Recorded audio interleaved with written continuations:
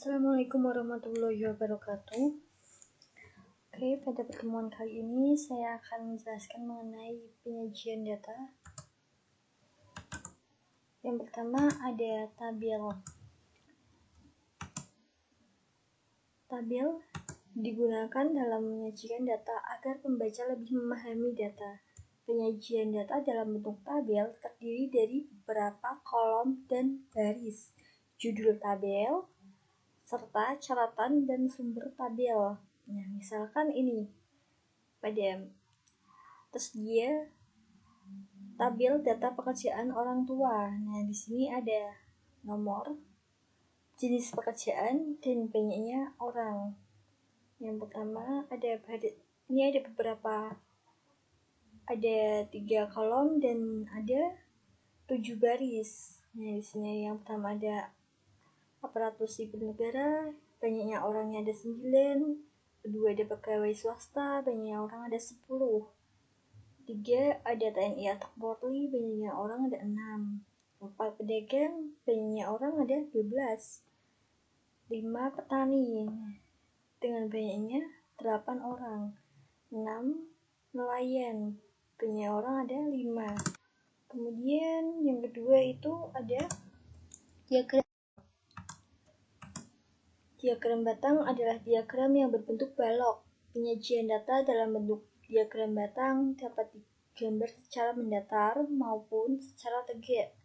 Nah, letak diagram batang yang satu dengan yang lainnya itu terpisah sesuai dengan tempat diagram. Di sini dapat dilihat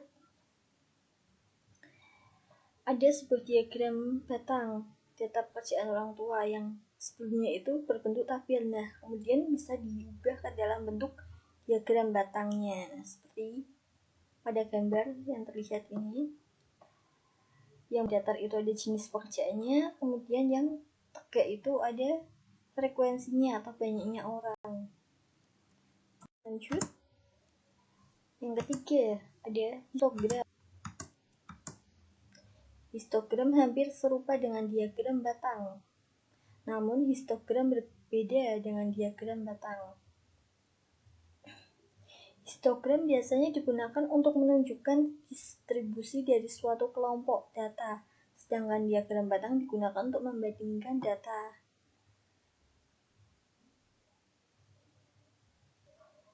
Perbedaannya juga terdapat pada gambarnya, yaitu kalau histogram itu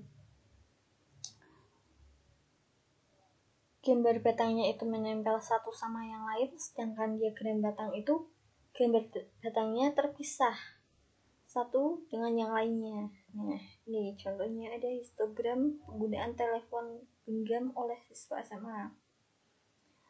Nah, kalian bisa menggunakan pendekatan luas persegi panjang dalam menggambar histogram. Pada histogram yang pertama ini, frekuensi kelas 0 sampai 2 adalah 8. Luas persegi panjangnya adalah 2 kali 8 sama dengan 16. Kemudian frekuensi kelas 2 sampai 4 itu adalah 16. Nah, luas persegi panjangnya adalah 2 kali 16. Jadi hasilnya 32. Kemudian ada luas gabungan kedua kelas tersebut adalah dijumlahkan 16, kemudian jumlah dengan 32, maka hasilnya 48.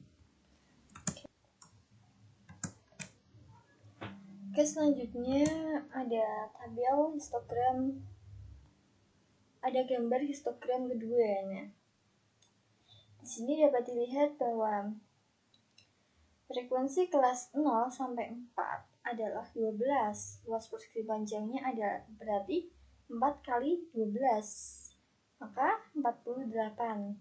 Nah, dari kedua histogram tadi dapat disimpulkan bahwa kelas 0 sampai 2 dan kelas 2 sampai 4 pada histogram pertama memiliki luas yang sama dengan kelas 2 sampai 4 pada histogram kedua, sehingga dapat dikatakan bahwa histogram pertama dan histogram kedua itu menjelaskan data yang sama. Oke, yang keempat ada diagram lingkaran.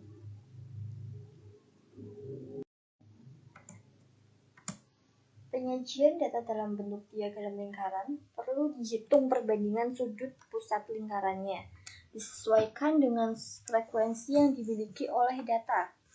Kemudian, lingkaran dibagi sesuai dengan besar nilai data. Nah, ini contohnya ada di sini ada tabel data pekerjaan orang tua. Nah, dari tabel tadi kita bisa buat diagram lingkarannya. Nah, kita cari dulu persentase dari aparatur sipil negara. Nah, di sini tadi ada banyaknya orangnya ada 9. Nah, dibagi dengan 50. 50 di sini itu didapat dari jumlah orang. Jumlah semua orang tadi. Nah, dikali 100%. Maka hasilnya 18%. Nah, di sini ada pegawai swasta dengan persentase 20%, TNI atau Polri dengan persentase 12%, pedagang 24%, petani 16%, nelayan 10%. Nah, kemudian kita dapat lihat diagram lingkarannya di sini. Nah, data pekerjaan orang tua tadi dari tabel sebelumnya dapat dibuat diagram lingkaran seperti ini.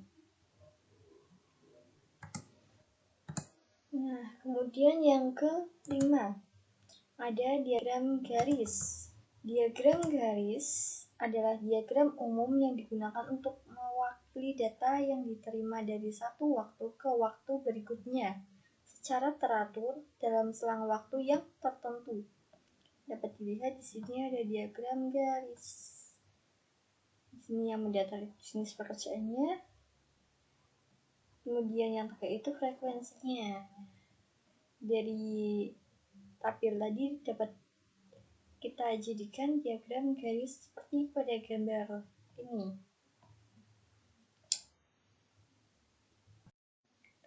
Oke, sekian penjelasan dari saya tentang penyajian data.